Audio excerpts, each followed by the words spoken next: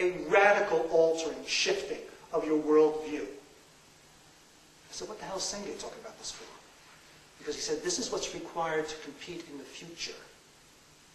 I said, oh my God, I may actually have something to offer. And so I began educating myself, reading. I was surprised how much is transferable.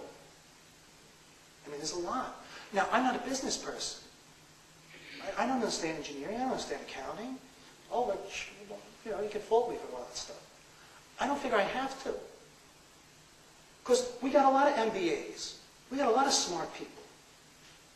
The question is, how do we connect them to the business? When I look at the work I do, yeah, I'm a translator, I'm a navigator, I'm a communicator. The word that fits me best, I think, is educator. Educator. I'm an educator. Educator comes from the Latin educare, which means to go before.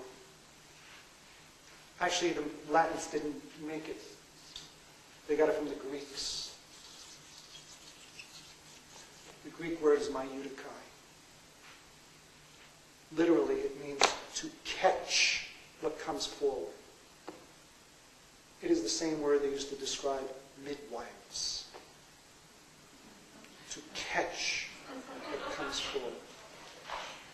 I once read an interview. They interviewed this old lady who was a midwife all her life. She was like 98. And the interviewer said to her, you're 98, you've been midwife all your life. How many babies have you delivered? She said, none. I don't deliver babies. Mothers do. I catch them. I said, oh shit, I think that's what I do.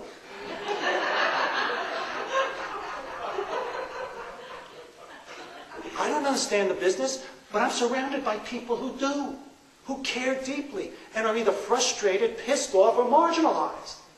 Well, how do I connect these two life forces? Because the other side of my equation is I got to work with senior management. As much as I have problems with authority, they actually try to do some good things on occasion. And I said, these people want to hit these bogeys. These people can help them. I'm a midwife. Now, midwife, you don't get to name the baby. You don't get to take the baby home. Other people get that. It's a service. Ulrich talked about that. It's a service type of structure. Who's our role model? Holden Caulfield. From J.D. Salinger's The Catcher in the Rye. At the end of the story, Holden said, there I am. I'm out in the field. I got this vision. He says, I'm out in the field, and I'm like the only adult there. And all these kids are running around in the ride. And they're by a cliff, and they're going to fall off, and there's nobody there to catch them but me. I'm the catcher in the rye. Now, it destroyed Holden because he was a kid. And this is a mega responsibility. But it doesn't destroy us because we have the competency, we have the depth, we have the wisdom, we have the commitment. We're midwives.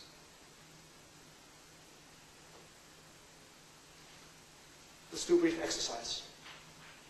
What I'd like you to do is join hands with the person next to you. We're going to sing Kumbaya.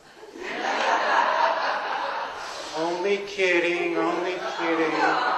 Get the clergy in the room. I'll take up a collection next. We have 10 minutes remaining. This is a 4-minute exercise. I want you to hook up with the person behind you or on the other side of the room who you do not know. I want you to spend 3 minutes coming up with 2 ways of rewarding or recognizing your employees that cost less than $5. In New York, we call that dirt cheap. I came back to my office last month. I was out speaking at a conference like this. I got 2 billion voicemail messages. One of them is from this guy. He says, this is Danny. He says, I'm a union person, but I'm going to be retiring soon, and I'm supposed to have the 401k of management, and I heard that I'm not getting it, and this is going to hurt me financially, and could you... I don't have a 401k. Crap. You know? So I called him back. I said, I got your message, Danny. What's up? And he said, well, I'm in a union, but I have 401k for management, and I called HR, and they gave me the royal runaround, and I'm going to be hurt financially when I retire. I said, fine.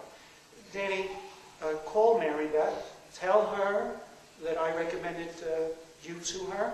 She heads up the 401k, and she'll help you. If she doesn't, you get back to me.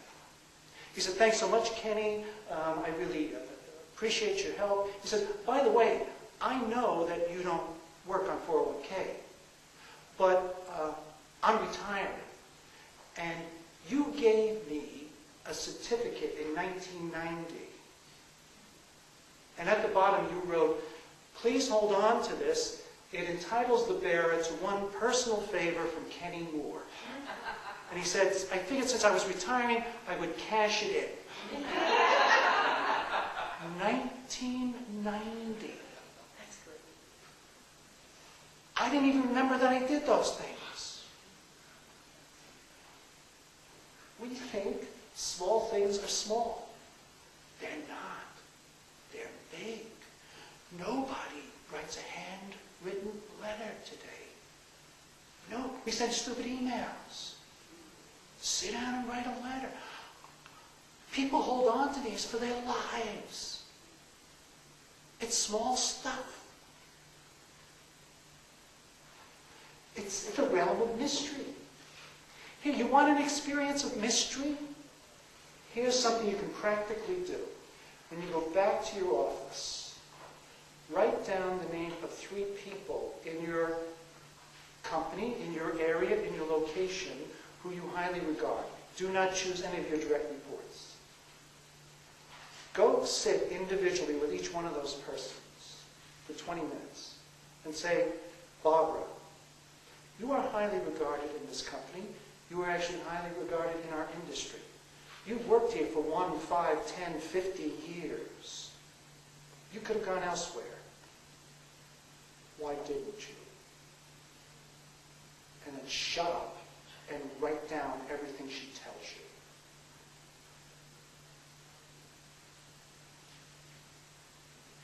And then you could ask Barbara, Barbara, any suggestions on what we can do to get other people to feel the same way? And you will realize that you are on sacred ground.